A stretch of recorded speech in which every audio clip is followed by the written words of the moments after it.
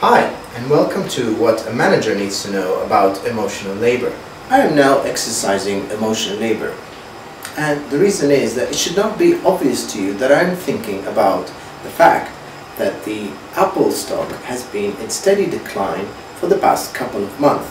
If it wasn't for that, I would not be doing this job right now, talking about the cook spoiling the broth. Have a look at this scene. Hello everybody. Thank you for making this meeting today.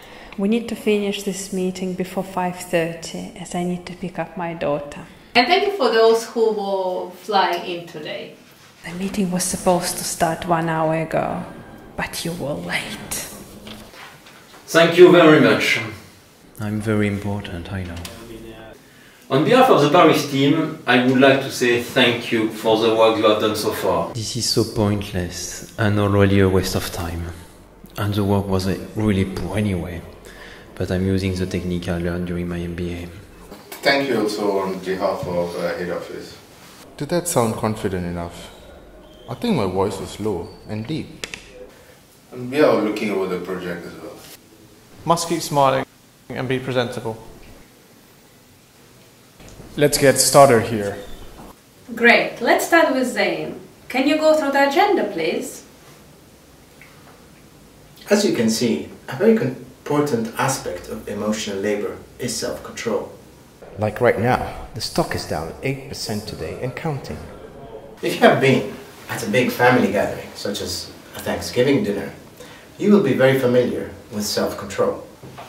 We all have a sense of what is appropriate in social situations. Now, how would this group have behaved if they were just friends? Hi guys, I hope you have a good excuse for being late. Well, we're starting now, an hour later, and I have to leave at 6:30. Sorry about that. I'm still very important person though. See, emotional labor is not just about self-control, but it is also about displaying emotions that are appropriate in your work. That is, not actually getting paid to do work, but getting paid to do that work in a particular style. Now, what if this group was an interaction between a vendor and a client? Thank you very much for coming. It's very nice to have you with us. During the break, I will call my neighbor and ask you to pick up my daughter. And we have prepared a great presentation. That sounded welcoming, yet confident enough. But I shouldn't be thinking about my daughter anymore now and focus. Thank you. Well, let's start. I'm very important and I'm also the client, so what more? Yes, I hope we'll see some good figures. I'm normally quite nice, but I have to be tough here so that I don't get taken for a ride. I'm the client. Of course, yes, you'll definitely like these figures. I really want to smack these guys, but I have a mortgage and some bad habits to maintain, so I'll control myself. Yes, thank you for coming, and let's go straight into the figures. Remember, Miguel, enthusiasm. This is something they really want to hear. These results are great for them. You see, customer service is where emotional labor is most looked at. Whether deliberately or not, your company has a position to maintain in service quality and style. Our company's approach is to possess objectivity and excellent customer treatment. We need to let them know that we're confident and that we know what we're talking about and that we're happy to disagree with the customer. In my training, I've been encouraged to show my politeness and respectful assertiveness.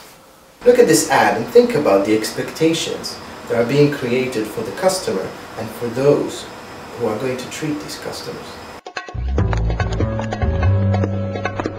Has Mr. Smith boarded? I'll check here. He's just boarded.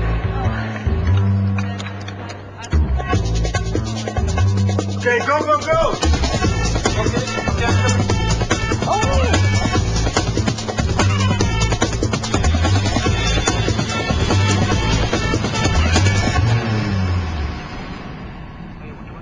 Mr. Smith, there's a message for you outside.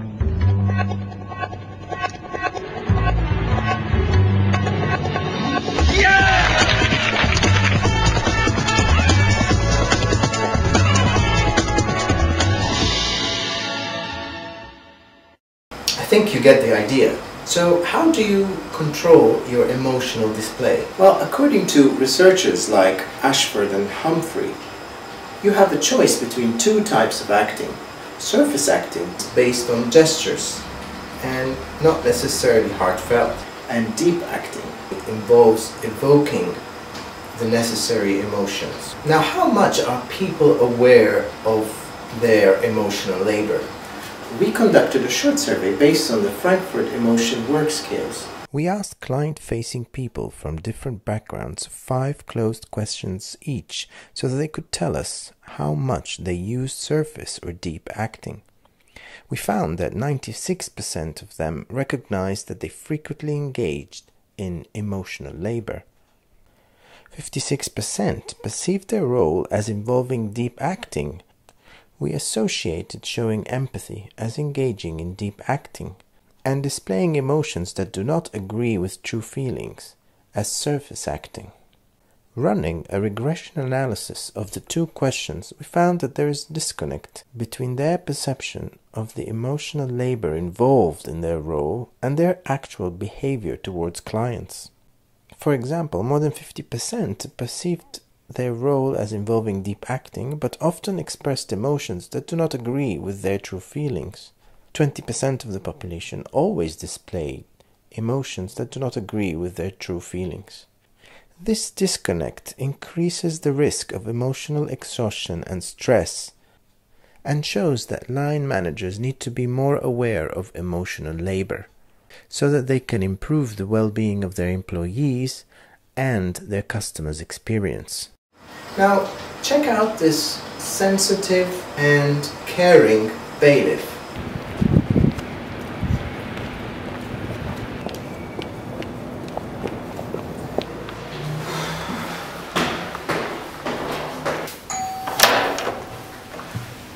Yes.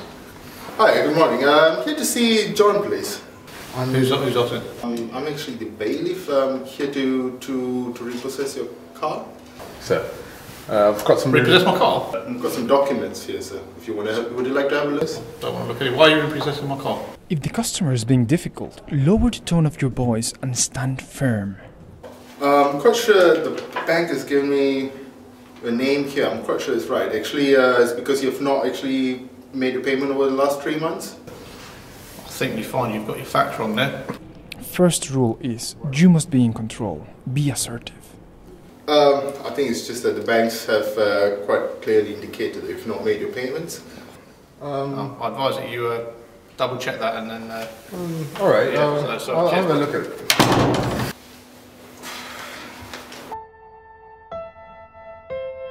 I think they find you've got your facts wrong there. I think they find you've got your facts wrong there. I advise that you double check that. I'm sorry, but I don't know what you are talking about. 2 days after the operation, they discovered lead gloves inside my body. My livelihood depends on my ban. I have 12 children back in Nicaragua. The world is so materialistic. What is the resale value of a stereo? Nothing. It costs them more to send me to their house. Hello? Yes, boss. No, boss. No, I've not managed to get the stereo, nor the car. Yeah, same with the van as well. Dancing shoes as well, yeah. What would you do if you were his manager? Would any further training be beneficial to him? What is likely to happen to his emotional and psychological conditions? What's likely to happen to the performance of his company? Now watch this gentle soul in a different role and think about how fit can work for you. They just kept contacting me about this loan, promising me all these holidays, skiing holidays, Caribbean and so on. Did they tell you about the interest rate? No, not at all. So typical of them. They kept saying it was very affordable. Thank God you got the law to protect you. Well, I've taken a pay cut. Non-profits don't pay much, but I feel so much better. I'm actually good at this job. If you want to find out more about emotional labor, check out the Charles HANSON, MEMBA 2013, Manager's Manual.